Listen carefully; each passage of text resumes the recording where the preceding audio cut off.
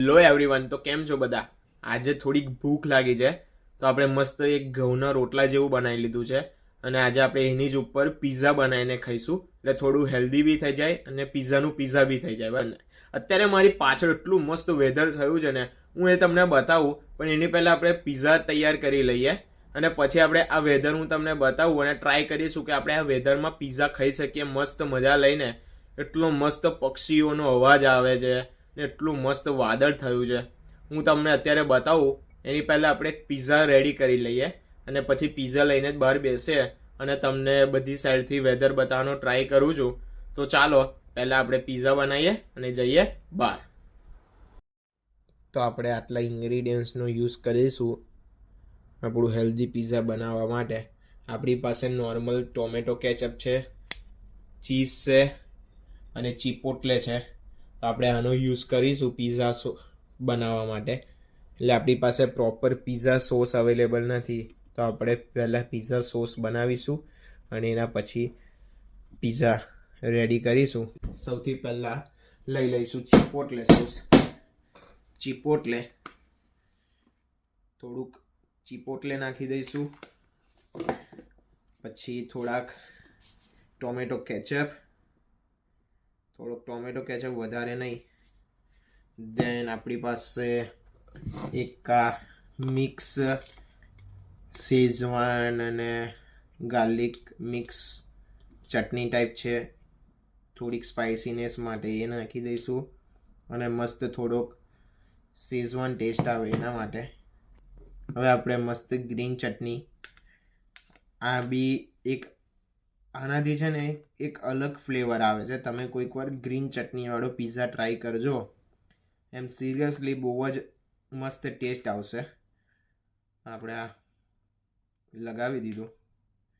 હવે એક મેજિક કરવા માટે મેજિક મસાલા, આપણે મેગીનો મસાલો, આનાથી છે ને ટેસ્ટ આખો ચેન્જ થઈ જશે, બહુ જ મસ્ત લાગશે. એમ તમને આ બધું મેં નાખ્યું તો તમને એવું લાગતું હશે કે આ બધું કઈ વસ્તુઓ બધી મિક્સ કરી દીધી છે. એમ તમને જોવાથી મજા નહીં આવે, પણ એકવાર તમે ટેસ્ટ કરશો તો આનાથી બહુ જ મજા આવશે. પિઝા સોસ લગાવ્યા પછી આપણું પહેલું કામ છે મસ્ત મજાની ઓનિયન. હવે આપણે અહીંયા ગોઠવી નથી, એમ રેન્ડમલી જ આપણે એને મૂકી દેવાની. ચાલો, આપણી ઓનિયન બી તૈયાર છે, મસ્ત મજાની ઓનિયન.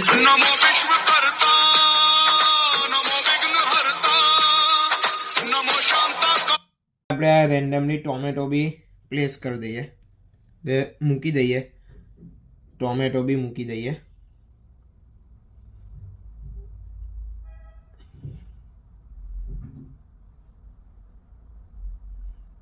ટોમેટો મૂકી દીધા. એના પછી હવે ચીઝ મૂકીએ. હવે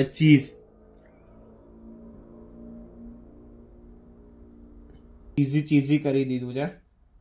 હવે આપણે આને મસ્ત એર ફ્રાય કરીએ અને પિઝાનો ટેસ્ટ જોઈએ કેવો આવે છે અને કેવો પિઝા દેખાય છે.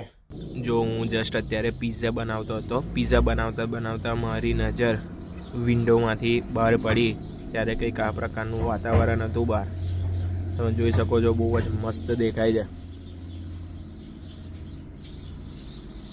આપણે પિઝા બની જાય એના પછી બહાર અજવાળું હશે તો આપણે બહાર જ પિઝા ખાઈશું. હું તમને બહારનું વાતાવરણ બતાવીશ. મસ્ત પક્ષીઓનો અવાજ આવે છે, મસ્ત વેધર થઈ ગયું છે. ચાલો, તો હવે આપણે પિઝા બનાવી લઈએ. હવે આપણી પાસે આ એક સરસ મજાનું મોરોક્કન સિઝનિંગ છે. આનાથી છે ને જે વસ્તુનો ટેસ્ટ છે ને એ બહુ જ મસ્ત થઈ જાય છે. તો આપણે થોડુંક મોરોક્કન સિઝનિંગ પાવડર બી ઉપર સ્પ્રિંગ કરી દઈશું. જો આપણો મસ્ત બધું સિઝનિંગ ને બધું નાખીને પિઝા રેડી થઈ ગયો છે. હવે આપણે આને ઉઠાવીએ, લાઈક આ રીતે મસ્ત જો ઉઠાવી લીધું છે. હવે આ એર ફ્રાયરની અંદર એને મૂકીએ અને આપણે હવે એને એર ફ્રાય કરીએ. પિઝા એર ફ્રાયરમાં મૂકી દીધો છે. મસ્ત 4 મિનિટ માટે મૂકી દઈએ. મસ્ત પિઝા બનીને રેડી થઈ ગયો છે. હવે આપણે એને કટ કરીશું. પિઝા બની ગયા છે. અરે મસ્ત પિઝાની સ્લાઈસ આપણે ટેસ્ટ કરીએ. સારા બન્યા છે. મારી પાછળ એટલો મસ્ત નજારો છે ને કે મને બહાર આવીને ખાવાની ઈચ્છા થઈ તો હું બહાર આવી ગયો. મસ્ત એટલો મસ્ત પક્ષીઓનો અવાજ આવે છે અને બહાર ખાવાની આવા વાતાવરણમાં મજા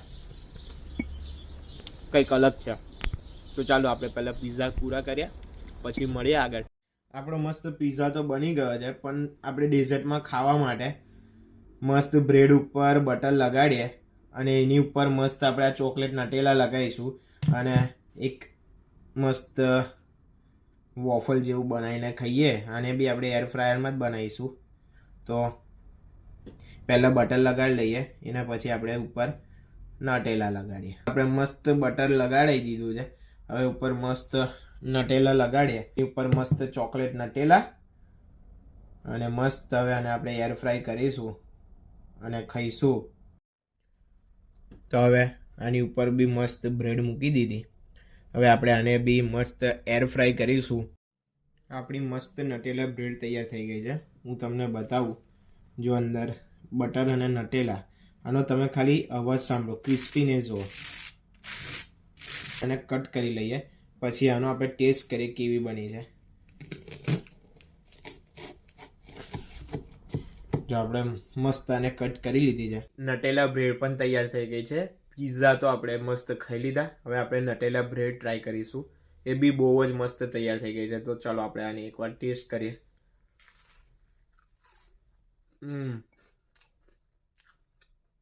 આપણે ખબર છે આપણે મસ્કાબન ખાઈએ ને Nutella, same to same taste છે. તો ચાલો આપણે હવે આને ફિનિશ કરીશું અને મસ્ત મળીશું બીજા કોઈ બ્લોગમાં. ત્યાં સુધી ચેનલને લાઈક કરી દેજો, સબસ્ક્રાઈબ કરી દેજો.